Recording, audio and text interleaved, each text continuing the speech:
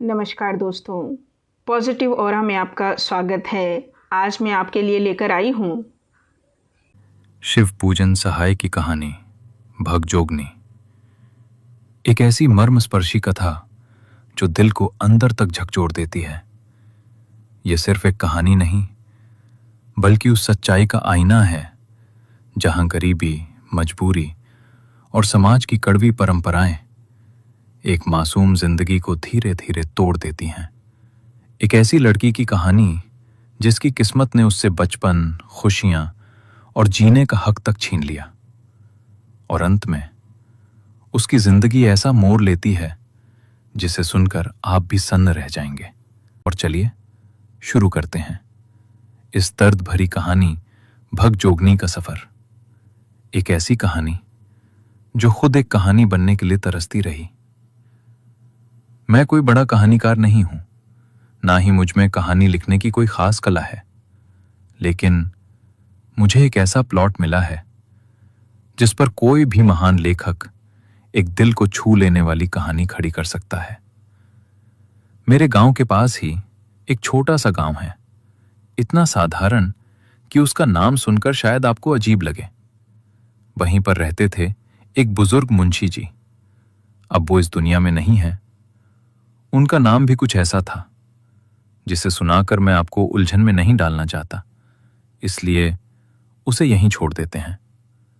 हां, उनकी एक बेटी थी जो आज भी इस दुनिया में है। उसका असली नाम बताने से भी क्या फायदा, तो चलिए हम उसे एक नाम दे देते हैं। मान लीजिए उसका नाम है भगजोगनी। गांव की कहानी है तो नाम भी थोड़ा देहाती ही होना चाहिए। अब आगे सुनिए। मुंशी जी के बड़े भाई उस समय पुलिस में दरोगा थे। वो दौर कुछ अलग ही था। तब अंग्रेजी जानने वाले लोग बहुत कम हुआ करते थे, ठीक वैसे ही जैसे आज के समय में धर्म ग्रंथों का गहरा ज्ञान रखने वाले लोग कम मिलते हैं। उस जमाने में उर्दू जानने वाले लोग ही ऊंचे पदों पर पहुंच जाते थे। दरोगा जी ने बस थोड़ी सी पढ़ाई करके इतनी दौलत कमा ली थी कि आज के समय में बड़े बड़े वकील भी सालों किताबें पढ़ने के बाद उतना नहीं कमा पाते। लेकिन दरोगा जी की एक आदत थी। उन्होंने अपनी पूरी कमाई जिंदगी रहते ही धीरे धीरे खर्च कर डाली। उनके जाने के बाद अगर कुछ बचा तो बस एक घोड़ी। कीमत उसकी भले ही सिर्फ 7 रुपए आंकी जाती थी, लेकिन उसकी रफ्तार, उसका तेवर ऐसा था कि तुर्की नस्ल के घोड़े भी उसके सामने टिक न पाते। वो घोड़ी सच में बारूद की तरह तेज और खतरनाक थी। कई बड़े बड़े अंग्रेज अफसर उस पर नजर गड़ाए बैठे थे। हर कोई चाहता था कि किसी तरह वो घोड़ी उसके हाथ लग जाए, लेकिन दरोगा जी ने सबको साफ मना कर दिया, जैसे हर बार उन्हें निबुआ नोन चटाकर लौटा देते हों। कहते हैं उसी घोड़ी के कारण उनकी तरक्की भी रुक गई, वरना उनमें कोई कमी नहीं थी। वो काबिल थे, मेहनती थे, ईमानदार थे, साहसी और समझदार भी थे। फिर भी आखिर तक वो एक साधारण दरोगा ही बने रहे, सिर्फ इसलिए क्योंकि उन्हें अपनी घोड़ी से बेइंतहा मोहब्बत थी। लेकिन इस मोहब्बत का फल भी कुछ अनोखा ही निकला। दरोगा जी के गुजरने के बाद उसी घोड़ी ने उनके श्राद्ध का पूरा इंतजाम करवा दिया। सोचिए, अगर वो घोड़ी भी पहले ही बेच दी गई होती तो शायद उनके नाम पर एक ब्राह्मण को भी भोजन न मिलता। आखिरकार मुंशी जी ने उसी घोड़ी को एक अंग्रेज अफसर को अच्छी कीमत पर बेच दिया, और इस तरह उन्होंने अपने बड़े भाई का कर्ज भी चुका दिया। दरोगा जी के जमाने में मुंशी जी की जिंदगी भी किसी रईस से कम नहीं थी। घी के दिए जलते थे और ऐशो आराम की कोई कमी नहीं थी। गांजे में महंगे इत्र मिलाकर पिया जाता था। चिलम कभी ठंडी नहीं पड़ती थी। खाने पीने का हाल यह था कि एक वक्त में 32 बटेर और 14 रोटियां तक खा जाते थे, और नथुनी उतारने का शौक उसमें तो वो दरोगा जी से भी आगे थे। हर साल एक नया जलसा, एक नया शौक, जैसे जिंदगी सिर्फ ऐश के लिए ही बनी हो। लेकिन कहते हैं ना, वक्त हमेशा एक जैसा नहीं रहता। जैसे ही सहारा छूटा, चारों तरफ उजाड़ ही उजाड़ नजर आने लगा। दरोगा जी के जाते ही सारी दौलत जैसे हवा हो गई। अब हाल ये था कि चिलम के साथ साथ चूल्हा भी ठंडा पड़ गया। जो जीभ कभी बटेर के शोरबे का स्वाद लेती थी, वही अब सूखे मटर के सत्तू को तरस तरस कर निगलने लगी। जो दांत मुलायम रोटियां चबाते थे, वही अब कुछ गिने चुने चने चबाकर दिन गुजारने लगे। गांव के लोग भी अब ताने मारने लगे थे। कहते थे, थानेदारी की कमाई और फूस की आग, दोनों का हाल एक जैसा ही होता है। जो मुंशी जी हर साल नई नथुनी उतारते थे, अब वही लोगों की नजरों से उतरने लगे थे। जो कभी हथेलियों भर भर कर इत्र लगाते थे, आज हाल ये था कि अपने शरीर पर लगाने के लिए थोड़ा सा कड़वा तेल भी मुश्किल से मिलता था। सच ही कहा गया है, किस्मत जब फटती है तो उसे सिलने वाला कोई दर्जी नहीं मिलता। लेकिन जरा किस्मत का ये बेरहम खेल भी देखिए। दरोगा जी के समय मुंशी जी के घर 4-5 बेटे पैदा हुए थे, लेकिन एक भी जी ना सका। सब के सब जैसे सुबह के बुझते चिराग बनकर धीरे धीरे इस दुनिया से चले गए। और वक्त का खेल देखिए, जब उनके घर में हर तरफ खुशहाली थी, जब उनकी 5 उंगलियां घी में डूबी थीं, तब कोई भी वारिस जिंदा न रह पाया। लेकिन जब हालात बिगड़ गए, जब गरीबी ने उनकी दोनों टांगों को दलदल में जकड़ लिया और ऊपर से बुढ़ापा भी कंधों पर भारी होने लगा, तभी जैसे कोड़ में खाज की तरह एक लड़की ने जन्म ले लिया। और हैरानी की बात तो यह है, मुंशी जी की बदकिस्मती भी दरोगा जी की उस घोड़ी की तरह जिद्दी और अटल थी। सच कहें तो इस तिलक दहेज वाले समाज में लड़की का जन्म लोगों को बोझ ही लगता था। हालांकि समय का चलन भी अजीब है। कहीं ना कहीं औरतें ही अब मजबूती से खड़ी हो रही थीं और मर्दों की दुनिया धीरे धीरे पीछे छूटती जा रही थी। लेकिन इन सब बातों से मुंशी जी का क्या लेना देना? जब वो ऐश में थे, घी मसाले उड़ाते थे, तब हर बार बेटे ही पैदा हुए। लेकिन अब जब पेट भरने के लिए मटर का सत्तू ही सहारा था, तो भला बेटा कहां से आता? सच में अमीरी के खंडहर पर उगी हुई गरीबी सबसे ज्यादा जहरीली होती है। अब बात करते हैं उस लड़की की जिसका नाम हमने रखा है भगजोगनी। वो पैदा हुई ऐसे समय में जब मुंशी जी की जिंदगी पहले ही गरीबी से टूट चुकी थी। जन्म लेते ही वो अपनी मां के दूध से भी वंचित रह गई और लोग उसे टूअर कहकर पुकारने लगे। किस्मत की मारी तो वो थी ही, लेकिन अगर उसकी सुंदरता की बात करें तो वो सच में अंधेरे घर में जलते हुए दीपक जैसी थी। इतनी सुघड़, इतनी खूबसूरत कि वैसी लड़की शायद ही किसी ने कहीं देखी हो। और दुर्भाग्य से मैंने उसे देखा था। जब मैंने उसे पहली बार देखा, वो मुश्किल से 11 या 12 साल की रही होगी, लेकिन उसकी मासूम खूबसूरती और उसकी भयानक गरीबी, इन दोनों को एक साथ देखकर सच कहूं दिल कांप उठा। अगर कोई संवेदनशील लेखक या कोई दिल से लिखने वाला कवि उसे देख लेता तो उसकी कलम से अपने आप दर्द की धार बह निकलती। लेकिन मेरे शब्दों में इतनी ताकत कहां कि मैं उसके उस दर्द को वैसे का वैसा आपके सामने रख सकूं। सच तो यह है, गरीबी का दर्द शब्दों में पूरी तरह उतारा ही नहीं जा सकता, वो सिर्फ महसूस किया जाता है। उसकी हालत ये थी कि उसकी कमर पर सिर्फ एक पतला सा फटा कपड़ा था जो किसी तरह उसके शरीर को ढक पा रहा था। बाल बिना तेल के उलझे हुए, बिखरे हुए, और आंखें बड़ी बड़ी, लेकिन उनमें एक अजीब सी करुणा, एक दर्द भरी पुकार थी।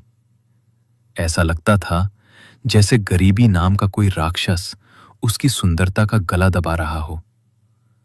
कहते हैं सच्ची सुंदरता को किसी साज श्रृंगार की जरूरत नहीं होती।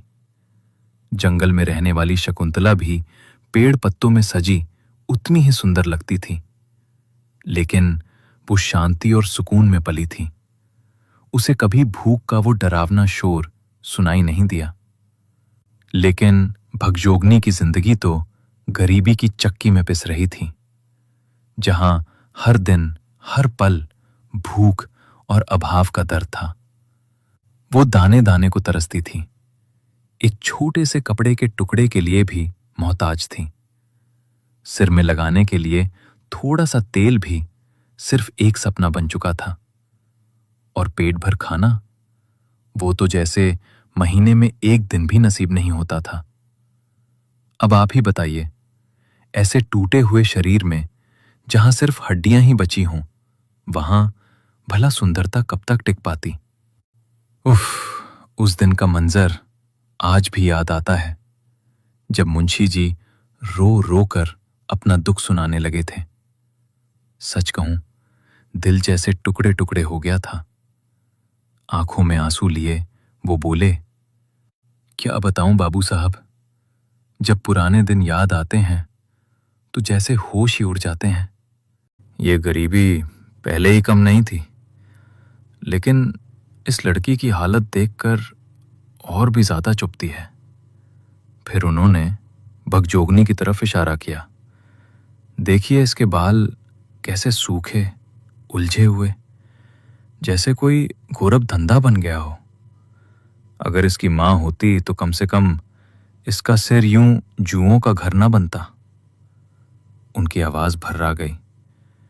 मेरी आंखों की रोशनी भी अब इतनी कमजोर हो गई है कि मुझे जुएं तक दिखाई नहीं देती। और तेल? उन्होंने एक कड़वी हंसी हंसी। तेल की तो एक बूंद भी नसीब नहीं होती। अगर घर में जरा सा तेल होता तो ये कहीं जाकर अपने बाल तो सुलझा लेती। कम से कम इसके सिर पर ये चिड़ियों का घोंसला तो ना बना होता। थोड़ी देर रुककर वो फिर बोले, आप तो जानते ही हैं बाबू साहब, ये छोटा सा गांव है। कभी कभार जब किसी के घर बच्चा पैदा होता है, तभी इसके इन सूखे बालों की किस्मत जागती है। गांव के बच्चे जब अपने अपने घरों से भरपेट खाकर हाथ में चबेना लेकर निकलते हैं तो भगजोगनी उनकी राह तकती रहती है, उनके पीछे पीछे चुपचाप चलती है, इस उम्मीद में कि शायद कोई एक मुट्ठी ही सही उसे भी मिल जाए। लेकिन दिन भर की कोशिश के बाद भी उसे मुश्किल से एक दो मुट्ठी चबेना ही नसीब होता है। और जब वो किसी के घर खाने के समय पहुंच जाती है तो घर की औरतें डर के मारे उसे डांट कर भगा देती हैं, जैसे उसकी नजर लग जाएगी। मुंशी जी की आवाज अब और भी भारी हो गई थी। क्या क्या बताऊं भाई साहब, इसकी हालत तो ये है कि भीख मांगने के लिए भी इसके पास एक ढंग का आंचल नहीं है। जो कुछ मिलता है वो अपनी छोटी छोटी उंगलियों में भरकर किसी तरह पेट की आग बुझा लेती है। थोड़ी देर चुप रहकर वो फिर बोले, कभी कभी वो मेरे लिए भी एक दो दाने चना चबेना ले आती है। उस वक्त मेरा दिल सच में दो टुकड़ों में बट जाता है। और जब पूरा दिन भटकने के बाद शाम को आकर धीमी आवाज में कहती है, बाबूजी, भूख लगी है, कुछ खाने को है, तो कसम से उस वक्त जी चाहता है कि फांसी लगा लूं या किसी कुएं में कूदकर सब खत्म कर दूं। लेकिन फिर एक बात सोचकर रुक जाता हूं कि मेरे अलावा इसका इस दुनिया में है ही कौन। उनकी आंखों में बेबसी साफ दिख रही थी। अगर इसकी मां जिंदा होती तो किसी तरह इसे पाल ही लेती, और अगर मेरे बड़े भाई आज होते तो इस फूल सी बच्ची को हथेली पर रखते किसी अच्छे घर में इसकी शादी कर देते। लेकिन उन्होंने एक लंबी सांस ली। मैं भी उनकी कमाई पर इतना बेफिक्र था कि आने वाले इन बुरे दिनों का जरा भी अंदाजा नहीं था। और वो भी सब कुछ उड़ा गए। अपने लिए कफन तक के पैसे नहीं छोड़े। जमीन जायदाद सब बेच डाली और गांव वालों से ऐसी दुश्मनी मोल ले ली कि आज मेरी इस हालत पर भी कोई तरस खाने वाला नहीं है। लेकिन मुंशी जी की तकलीफ यहीं खत्म नहीं होती। लोग उनकी मदद करने के बजाय उल्टा तानों के तीर चलाते थे। वो कहते हैं, एक समय था जब मेरे बड़े भाई के नाम से चिराग जलते थे और आज मेरी ये हड्डियां गरीबी की आग में मोमबत्ती की तरह पिघल रही हैं। उनकी आवाज में दर्द के साथ साथ एक गहरी थकान भी थी। इस लड़की के लिए मैंने आसपास के हर घर में ना जाने कितनी बार चक्कर लगाए, हाथ जोड़े, गिड़गिड़ाया, यहां तक कि पैरों पर भी गिरा। मैंने तो बेहयाई तक कर दी। लोगों से कहा, आप बड़े बड़े घरों की लड़कियों के बीच मेरी बेटी को खड़ा करके देख लीजिए। अगर इससे सुंदर कोई निकले तो मत कीजिए अपने बेटे की शादी। लेकिन वो कुछ पल के लिए चुप हो गए। मेरी इतनी विनती के बाद भी किसी का दिल नहीं पिघला। फिर एक एक करके उन्होंने लोगों के बहाने गिनाने शुरू किए। कोई कहता, लड़के की मां मानती ही नहीं, कहती है जिस घर में सास नहीं, साला नहीं और बारात की खातिरदारी की हैसियत नहीं, वहां शादी कैसे करें। कोई ये कहकर टाल देता कि गरीब घर की लड़की या तो बहुत चटोरी होती है या बहुत कंजूस, हमारा खानदान बिगड़ जाएगा। और ज्यादातर लोग तो सीधे मुंह पर कह देते कि हमें तो इतना तिलक दहेज मिल रहा है, फिर बिना दहेज के शादी की बात भी क्यों करें। मुंशी जी की आंखों में अब बेबसी साफ झलक रही थी। जिससे मिलो वही अलग बात कहता है, जितने मुंह उतनी बातें। हालात ऐसे हो गए हैं कि जिनका मुंह देखना भी पसंद नहीं था, आज उनके पीछे भी जाना पड़ रहा है।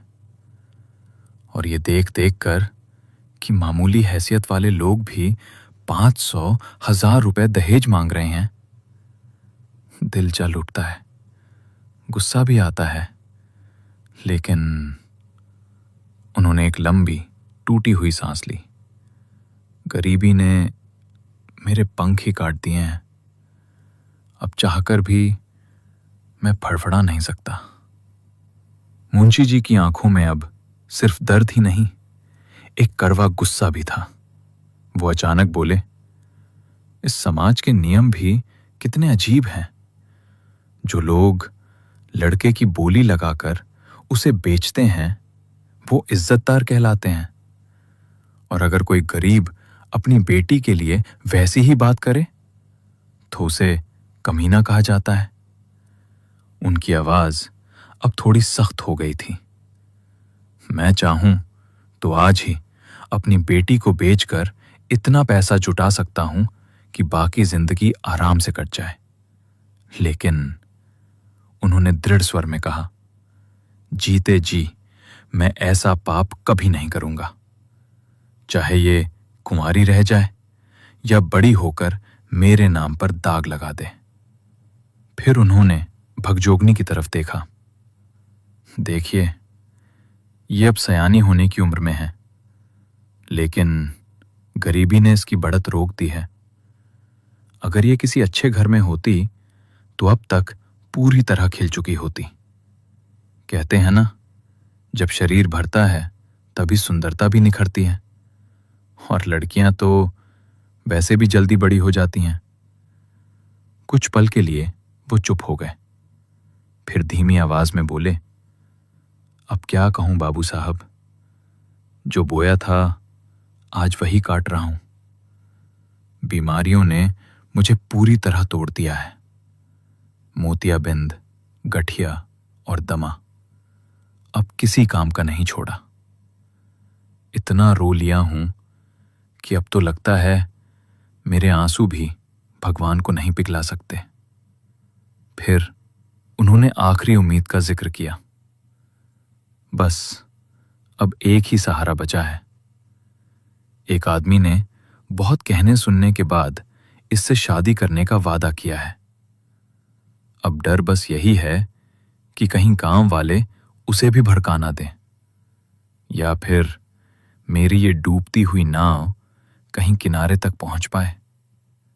उन्होंने भारी दिल से कहा, लड़के की उम्र थोड़ी ज्यादा है, करीब 41 से 42 साल, लेकिन अब इसके सिवा कोई रास्ता भी नहीं बचा। छाती पर पत्थर रखकर